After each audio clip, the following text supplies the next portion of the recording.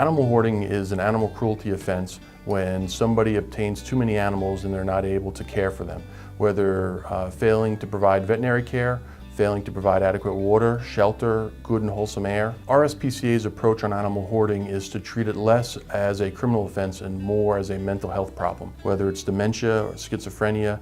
It's been my experience over nearly 20 years that most animal hoarders have an underlying mental health condition that needs to be treated in order to treat the animals. What we try and do is provide an all-encompassing approach where we bring in social workers and our SPCA officers work with the hoarder in an effort to get the animals spayed and neutered, make sure that they're properly cared for, make sure that as time goes by the animal population shrinks and that the animal hoarder doesn't continuously bring in new animals. This approach is controversial because SPCAs have law enforcement powers. We're one of the few non-governmental agencies that have powers of arrest.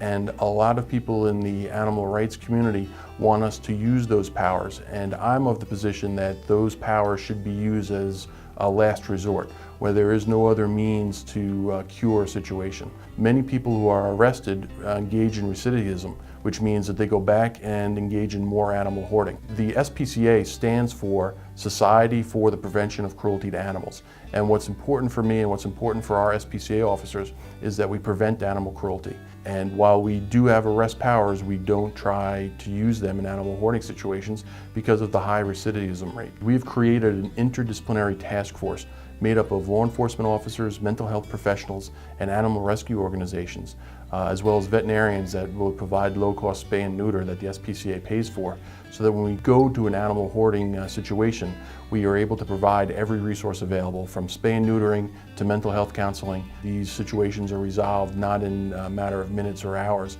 but in a matter of weeks and months.